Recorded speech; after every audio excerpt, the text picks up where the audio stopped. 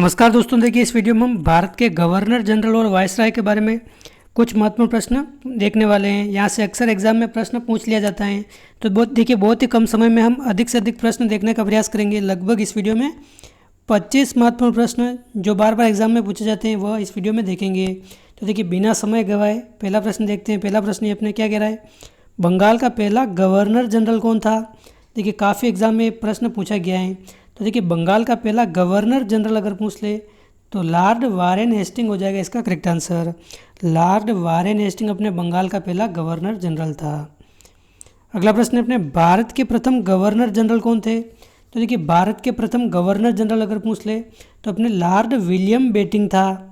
Lord William betting अपने भारत का पहला गवर्नर जनरल था। ये अपने RS 1997 में पूछा गया प्रश्न है। लेकिन देखिए लॉर्ड विलियम बेटिंग अगर ऑप्शन में नहीं दे रखा हो और अपने वारेन हेस्टिंग दे रखा हो तो इसको आंसर सही मानेंगे, क्योंकि देखिए वारेन हेस्टिंग अपने बंगाल का पहला गवर्नर जनरल था और अपने भारत का कौन था, अपने विलियम बेटिंग। अगर दोनों ऑप्शन में दे रखा हो तो अपने ऑप्शन कौन सा सही होगा, अपने विलियम बेटिंग सही होगा। लेकिन अपने विलियम बेटिंग ऑप्शन में नहीं दे रखा है तो इसका आंसर उस समय माना गया था अपने वारेन हेस्टिंग।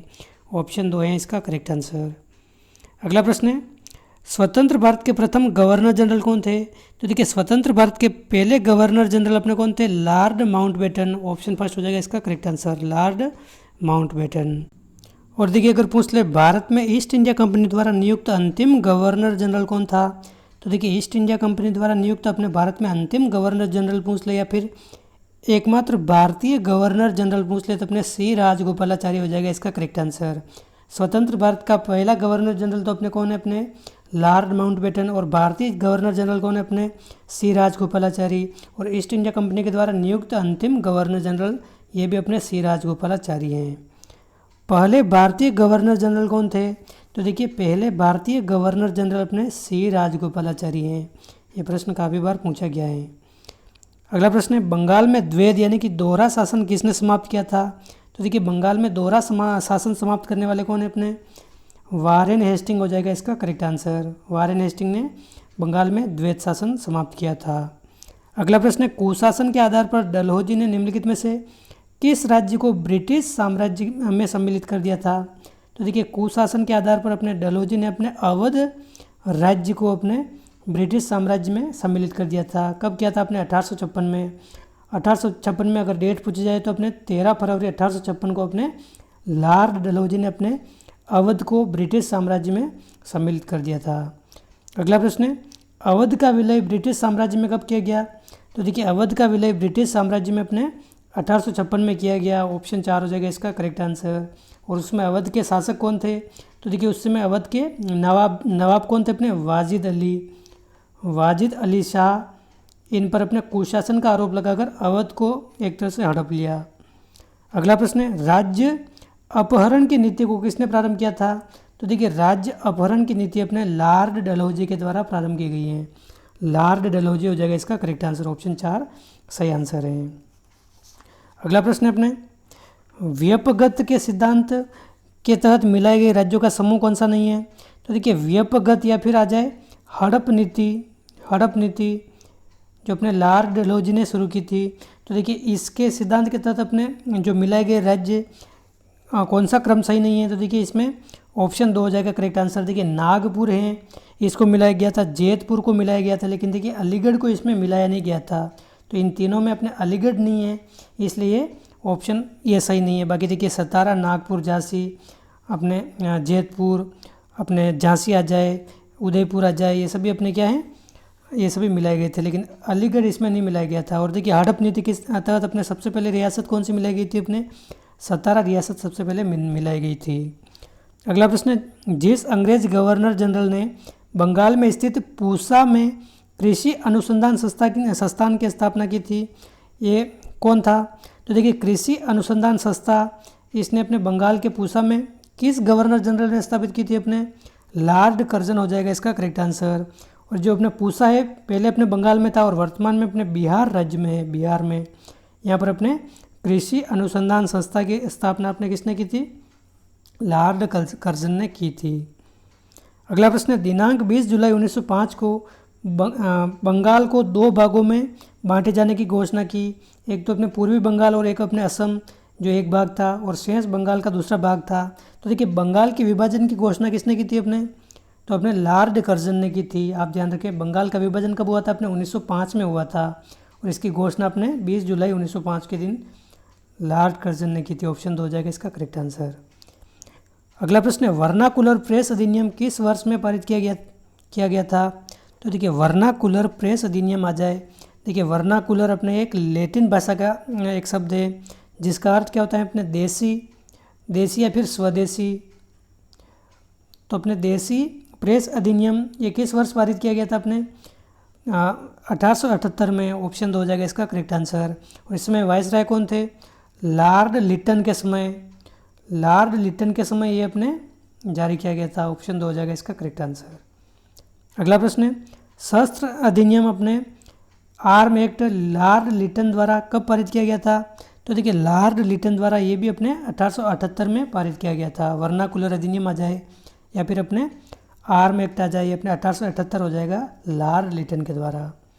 अगला प्रश्न है, बंगाल में राजस्व का अस्थायी बंदोबस्त किसने लागू किया था। तो देखिए बंगाल में राजस्व का अस्थायी बंदोबस्त अपने लागू करने वाले कौन है, क्या हो जाएगा इसका आंसर। तो देखिए लॉर्ड कार्नवालिस हो जाएगा इसका करेक्ट आंसर। लॉर्ड कार्नवालिस ने अपने बंगाल में राजस्व का अस्थायी बंदोबस्त शुरू किया था। अगला प्रश्न, निम्नलिखित में से किसके द्वारा भारत में इंग्लैंड के प्रचलित नमूने पर अध्यापक प्रशिक्षण संस्थानों यानी कि टीचर्स ट्रेनिंग इंस्टीट्यूट की स्थापना की सिफारिश की गई। तो देखिए अपने इंग्लैंड के प्रचलित नमूने पर आधारित अपने टीचर्स ट्रेनिंग इंस्टीट्यूट की स्थापना की सिफारिश किस में की गई थी अपने, तो देखिए वुड का डिस्पैच में की गई थी अपने, वुड डिस्पैच। देखिए एक प्रश्न आता है अपने, भारतीय शिक्षा का मैग्ना कार्टा किसे कहा जाता है। तो देखिए भारतीय शिक्षा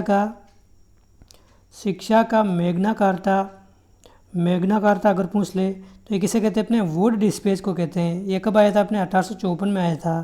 तो ये भी आप बात ध्यान रखिए, भारतीय शिक्षा का मैग्ना कार्टा ये अपना कहते हैं वुड डिस्पैच को। तो ऑप्शन 3 हो जाएगा इसका करेक्ट आंसर।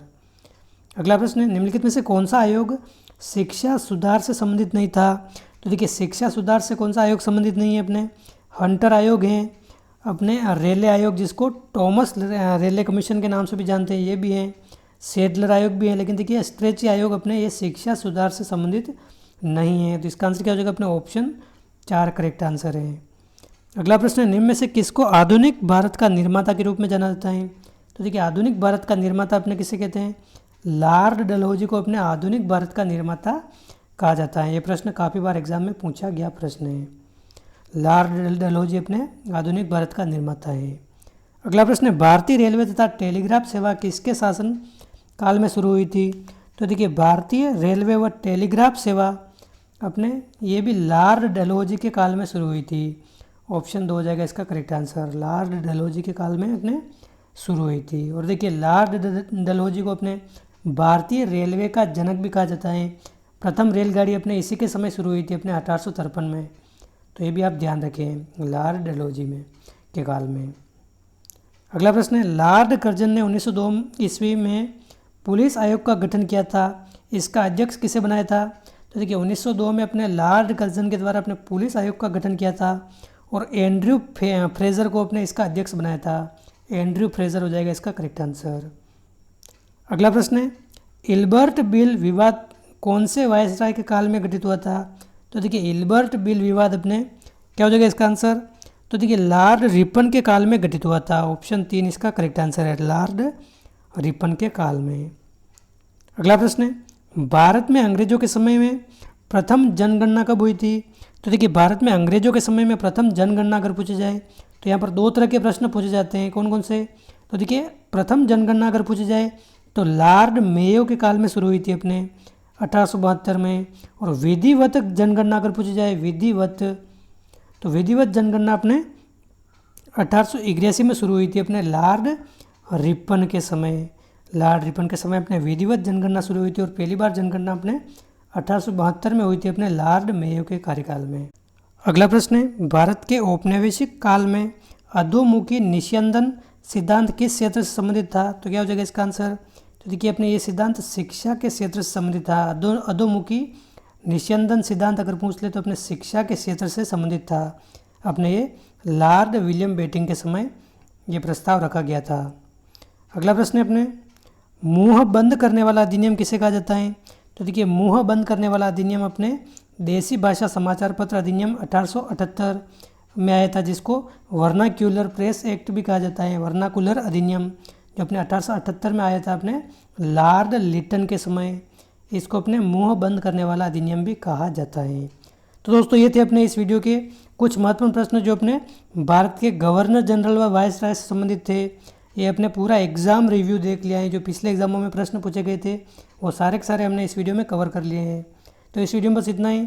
सभी एग्ज़ाम के दृष्टिकोण से ये वीडियो काफ़ी महत्वपूर्ण होने वाला है, और आपकी पीटीटी एग्ज़ाम जो अपने होने वाला है उसके दृष्टिकोण से तो काफ़ी ये महत्वपूर्ण है। इस एग्ज़ाम में हमेशा एक प्रश्न पूछा जाता है।